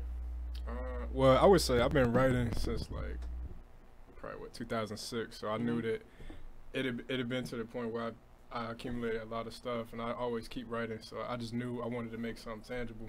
So I looked into how to self-publish and kind of went from there, and it kind of opened up a lot of doors. So how did you know you wanted to be an author? Was writing something you always did? Or? I mean, yeah, I've been doing it for a while, and I just knew, to me, it was just the next logical step. I mean, I feel like I had too much, I guess too much material to just keep to myself. So I knew that I wanted to just take that next step. And I think once I really started going to open mics, that bug kind of hit me, and I just couldn't turn back. So, yeah. So you do poetry as well as... Yeah. So what's your subject matter? It depends. I mean, sometimes it's love, sometimes it's politics, sometimes it's like current events and things like that. But I think to me, it just depends on kind of where my head's at and what I'm feeling. Get a little bit closer. You can pull that mic out a little bit. Yes. So, in terms of what you write about, what inspires you to write, or what triggers the pen to move? It could be anything from like a simple conversation or interaction, or it could be something that's kind of pressing. Like I've got this piece called "Politically Charged," and I don't know if you've seen the documentary 13th. It was on Netflix. Yeah, like after I watched that, it was really emotional, you know, and that piece came out of it, and it tied a lot of things together, some references, so it was pretty dope. So with everything that is, like, it feels like the news is kind of like ebbing and flowing lately, so it's not as punching us like on a daily basis right now, but when you look at the news or you see what's going on in social media, like, what are the things that kind of stand out to you, or what's the subject matter right now that's kind of pressing on you? I think the big thing now, I think it's died down a little bit, but the Me Too movement and you know that whole movement, and it's as sad as it is to see. I think it's good that people are speaking up and being vocal about it, and I'm hoping that it'll cause change, not only with celebrities, but especially in the workplace too. So speak to the level that we're on, where we're not like mega stars. But do you see? Well, I'll speak with first my fear. My fear is that anything will be considered sexual assault. Only because I've seen different variations of it, and I just was watching. The View did a special for the month of February for Black History, and they had 3 of the actually the Me Too founder on that show. And one of the things is it should be a sliding scale in terms of what is sexual assault and how people are punished for it. But my fear is that because something happened to me, everything is going to be labeled as assault, no matter whether it was a misunderstanding or a non-verbal action. Speak to being a man and being in this environment and how it's turned us to we can't even kind of interact, or I can't say anything that I want to say. Not that it be negative, but how do I navigate? I think it's just about more so how you navigate. You know, I think a lot of that too is just choosing to be careful with who you interact with and who you build with, and that could even be bigger than just relationship and intimate. I think that's on a friendship level. Business, relationships, everything. You don't want to be, you know, mixed up in the wrong crowd, and then that one reputation could ruin a lot of things. So I think you just got to be conscious of that. But I definitely think, I guess as a man, I would say it probably makes me think of the older times back when I guess being a gentleman was more in style, and like actually looking out, you know, holding the door open, you know, walk the old lady across the street, things like that. I think some of those values probably need to be reinstilled, and I think this is the type of event that's going to make us reevaluate how we interact and treat one another. So in translating that from your perspective, how has that affected how you create or how you relate to just people in general?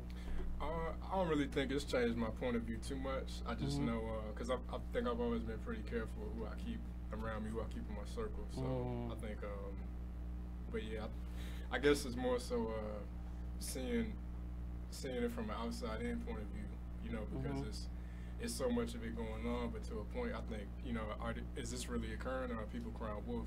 And I would hate to question somebody's situation, but I think we really just got to be careful. Do you think we should do case by case instead of just taking it to public opinion and then, you know, possibly ruining somebody's life? Because we see a lot of incidents now where people are getting out of jail after 30, 40 years, and they weren't they weren't guilty. And that's time that's time they can't get back either. Like you can't attack, you know, oh, here's an extra 30 years. Like you can't do that. So I think it should be individual, case by case. I mean, of course, you know, it probably wouldn't mean a fair and speedy trial. I mean, a speedy trial, but I think it should be case by case because everybody's situation is different.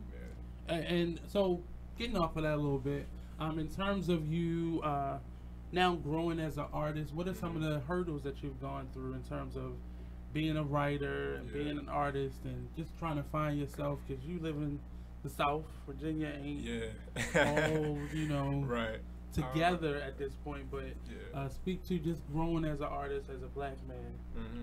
I would say initially it seemed like this far-fetched dream, like this thing that, you know, you see your heroes do, and they could do it, but I don't know if I could do it. But then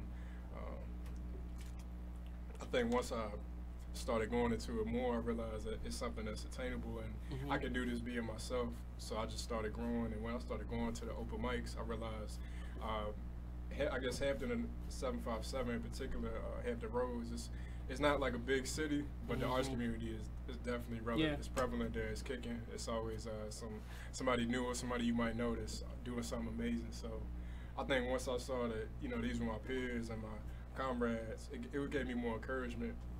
And, so you've recently started going to open mics, or? I mean, a couple of years ago. Okay. Yeah, a couple of years ago. But was it something that was accessible? Is there a big open mic scene? Because I know Hampton University, and it's basically a big college now. Yeah, they have like Hampton.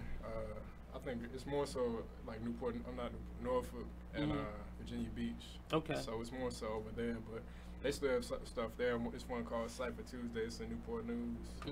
They have a venue on 35th. They got one every Monday. They've been doing this strong for like 10 years. And you would think, okay, Monday night who's gonna come out, but it's packed all the time. Well, that's happening here too, because actually the poetry scene has kind of made the art scene here jump forward a little bit. So every night of the week you could have found a open mic or a poetry night here. It's kind of waning off because weather and you know, the influx of everybody having one kind of stifled the scene in general, but it's happening. So where do you see yourself going as an author? Let's see, I actually, this is my second book that I just put out. So I guess I know like the hurdles of putting together like self-publishing and getting all the little meticulous, the little meticulous things together and everything like that. And so I would say probably audiobooks in addition to the physical copy. But yeah, I'm definitely gonna keep putting out content. So tell me about the content of your latest book. Yeah, it's called Love You to Pieces. Actually, I got it right here. Yeah, it's called professional. Try. There you go.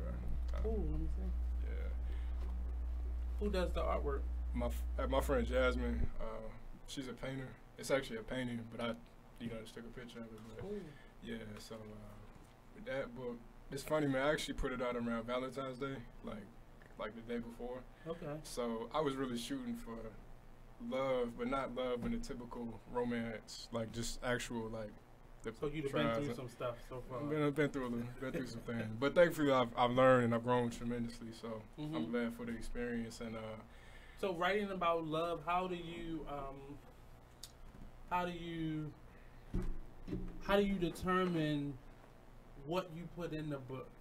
Yeah, you know, some of it is personal. But what do you determine? I would say this one was a little different because I started working on my first project and I was typing up a lot of stuff going through notebooks, and I noticed I had a lot of pieces that fell into that vein of love, and I was like, man, this would be too much to put all in one project because it would have been like 200 pages. It would be crazy. So I kind of went back to the drawing board and I said, this is going to be my next book, and I'm going to put it out on Valentine's Day. And in the midst of putting out the first project, it taught me a lot about, from the business side to you know, how you package your brand, and then also the power of the platform that we have, especially with poetry, you know, because it's pretty polarizing. So what was different from the first time you did the book versus this time? From the first time, I would say the first time I was rushing to get something tangible because I knew I just wanted something I could put on the table and just have that conversation. Yeah, that merch, for sure. But this one, I really took my time. My buddy McKeon, he was my editor, and he also wrote my foreword. And I sectioned it off, and even I did some edits and got some things straight. So it just a lot more time to sit with it, and it's definitely my most vulnerable piece of work. Like, why is that? Just it's super personal. I'm not really I'm a private person. I do my thing. I can know how to read the book. I know. I'm a private person by nature. But I knew with this. That's right. I mean, you're personal. A poet. You're a writer. Yeah, but like my public persona, I'm not. I wouldn't want to be in the tabloids. I would just want to be doing what I do. You just want the money. Nah. I mean, the money's cool, but I want the platform, man. Cause I feel like I got to give it back. Okay. Yeah. So what's hard about you're putting a book together of your thoughts, things that you've gone through. Yeah. What's the line that you draw? Like, I would say nothing slanderous, like nothing malicious. I think that was my biggest thing, was like malicious intent. Because I'm not you was angry? Nah, I wasn't angry. That's the thing. Like, I'm a pretty nice guy, you know. But I think in that vein, you know, I wouldn't want to be perceived as like, oh man, Rob, like, dog me out. Like, nah, it really happened. I went through that, and you know, that was a real moment. So basically, just naming names was kind of your. Yeah, I definitely wouldn't do no names. Even just like a negative, like disrespect. I think that's where I draw the line, because I wouldn't want, if the shoe was on the other foot, I wouldn't want that to come to me. And I'm gonna say honestly, I've been working on a book idea for probably like 2 years now, and that's been my thing. Because especially when you're telling your story, you have to figure out a way to tell it without naming names. Because I was ready. If I'd have did it when I was ready, I know. And it was funny. Like, I feel like I finished this one kind of prematurely in advance. Like, and I finished, and I'm just like, it was tough reading, because I had them all printed out. It was tough even reading it, but I knew I couldn't walk away from it, because it really happened. And I think I even had this thought. I thought about scrapping it. I thought about not putting it out. I was just like, I'm gonna just do another project. But then I was like, nah, man, this is really dope. Like, this actually. Is that juicy inside? I mean, it's got some bars in there, man. Yeah, I'm not one to toot my own horn, but. So we may do a couple of them when we come back from the break. That's cool. So I'm gonna actually go early, Eric. We're gonna go early, Eric. So we're gonna go early and then come back. So we gonna take a quick break. We'll be right back here with Rob. He's gonna get his vocal cords all together, warmed up. So we'll be right back here on the Artist Exchange Radio Show, only on BigExposedRadio.com.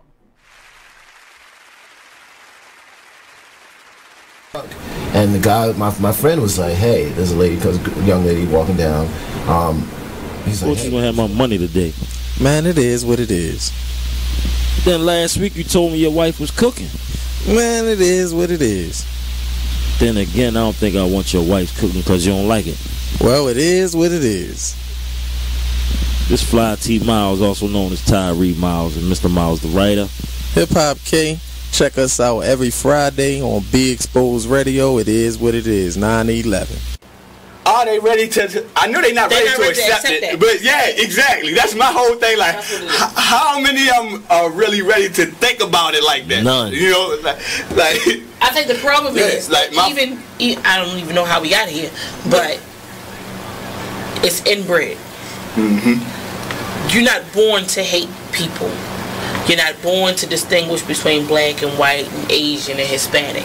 That's something that you're taught. You're taught, point blank, period. Straight up. My daughter came home and told me that her white teacher was black.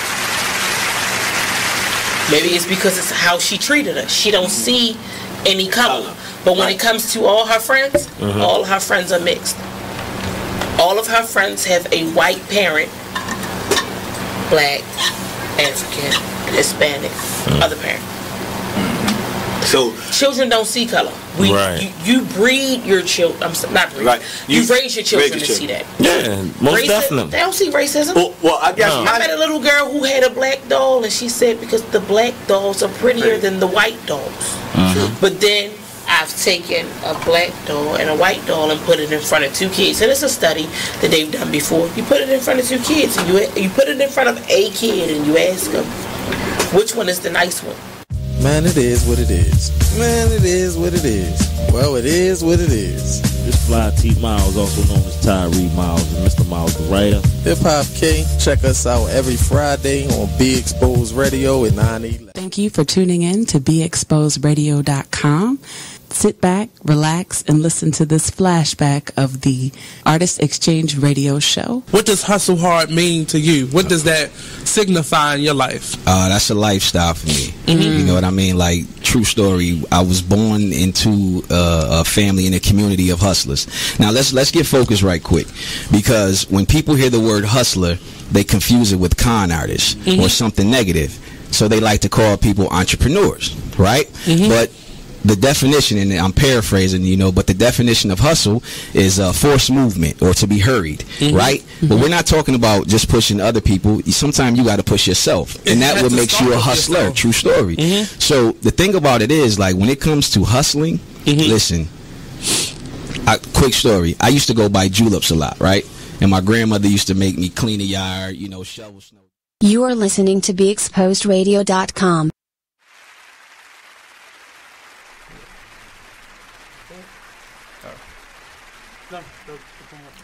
Oh, you right now? So are we live? Okay. All right. This piece is called, it's actually the theme for the whole book. It's called Love You to Pieces. Pieces of a man are all that I am. Try, again and again. Never seeming to get it right. Striving for peace, reaching for clarity, thinking I see the light. Might just be the sun or her beautiful smile. Who knows? Attempting to remain gentleman-esque as possible, even when less seems unstoppable. Didn't mean to topple you over the edge, just like Jenny, momentarily contemplating the ledge. So that was Mr. Rob Holmes from his book. How long did it take you to get that together, or complete it, rather? So I would honestly probably 3 to 4 months. 3 to 4 months. Just because my volume is high. Like, I write usually if I'm not working with friends and family, I'm usually at home writing or putting down jotting out thoughts. So my volume is super high. Is it different? How was the process different? I know the business side was different. Yeah, this time, but I would say just like I said, it was way more personal, and but I broke it down into 4 different sections. So the title is Love You to Pieces. And so it's like L, loosely manifesto, U is a united front, 2 is to whom it may concern, and P is purging away the pain. So I knew by those sections, I knew kind of how to put everything together. But yeah, I came up with the title, and then I saw the cover art, and I knew that was it. So is there anything that you want to come from this? Like, what do you want to? Yeah, I mean, I would definitely say probably from the business side, growth in terms of more marketing, more me pushing my product, and then from, I guess, I feel like this was kind of a metamorphosis, kind of a cathartic moment, because I was able to like kind of get all these feelings that I thought were like tucked away out and put it in a pretty respectable way. So is there anything that you want to touch on, or you want to write about, or you want to create pieces around? I mean, it depends. I want to get probably just more educated, so I can maybe have more political pieces, just more self-education, like reading more books and things like that. Just being more, I guess, in tune with current events and not looking at the news headlines, but actually what's really going on in the world. So it would probably, I mean, it would be interesting to me to maybe see pieces that represent where you are now and versus once you begin to really absorb and grow. Because I think it's more politics could be that thing that can engulf you, because once you uncover one thing, that uncovers something else, so it becomes like this rabbit hole of just knowledge and information, and it could go either way, where they are just facts to you and you know more truth, but then it can go the other way where the conspiracy theories start popping up. And that's where I kind of draw the line, because if I'm feeling it and it's truthful, that's one thing, but I wouldn't want to, like, oh, you said this, like, I didn't say that. I've seen people, you know, like, because you fall, like you said, you fall into that trap, and it's just like, oh man, like, this dude he never came back, like, he was never the same. But like, for me, it may not necessarily be a trap, but you become so, I don't want to use the word, but it explains what I'm speaking about. You become so woke that everything seems like a lie to you. Kind of like the brother, Dave Chappelle's character in Undercover Brother. Yeah. Like, he was so paranoid. Everything, like, don't drink the water. Like, yo, it's water, dog. We need this. Right. And it becomes this whole thing, and your body starts to manifest the truth that may not necessarily be as black and white as you think it is. So that's the scary part about I tend to stay out of it. Yeah. The owner of the station, actually, Monty, is really invested in it, and I'll go on his show and we'll talk about it. So that's my kind of like my tidbit of it, and I walk away from it, because you can be so in tune with it that you're outside of reality. Right. Yeah. And you start addressing people and relating to people based on fears and not knowledge. Yeah, and I think that's important. I mean, I do have some current pieces that touch on that kind of thing, but it's not me trying to, like, jump down anybody's throat and say, like, this is what you need to believe. I put it in my own way. So why poetry?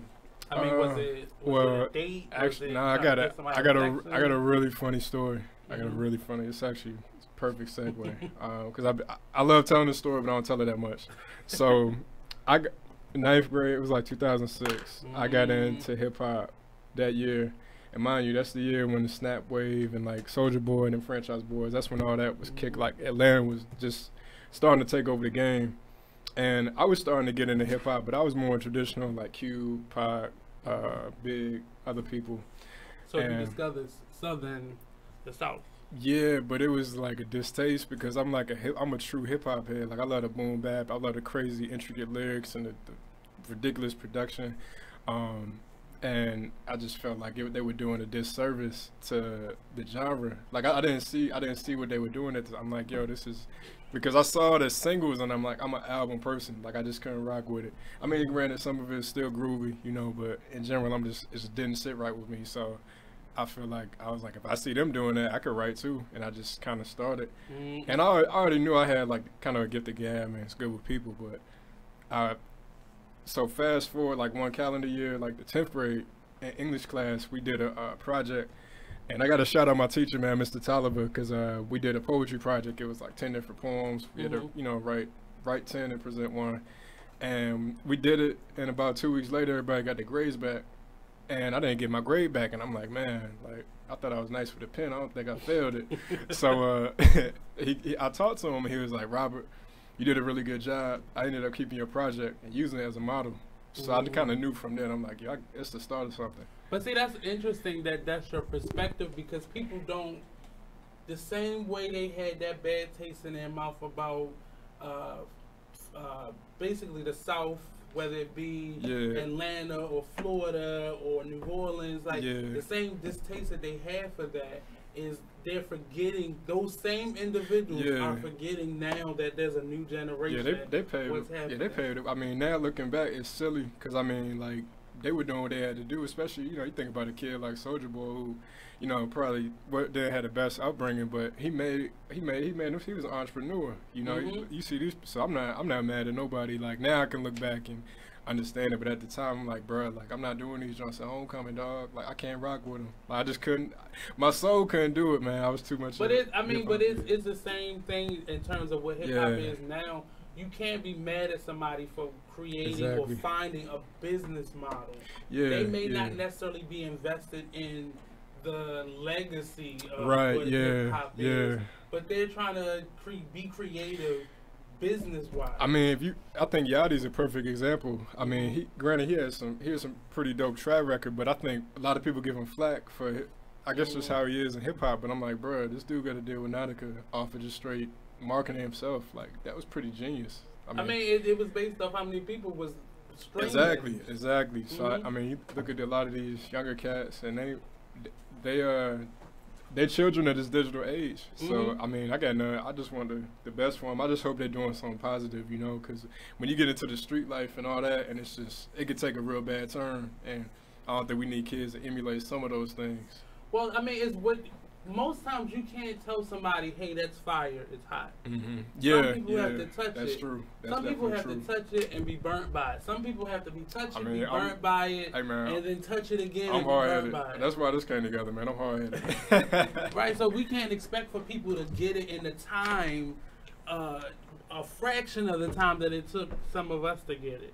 And I'm learning that lesson about people who came before me that were saying things like, it took you 60 years to learn a hymn, and you want me to learn that hymn first. My first day you learn. Like, I'm gonna need for you to cool it down a little bit. You just got it into your mind, and now it's, you know, everyday nature to you. But we got to be more open in terms of that, because the world of poetry can be so superficial, yet so like. I think it's ubiquitous, like, and I don't know. I mean, it's for me. It's brought about a lot of self-discovery.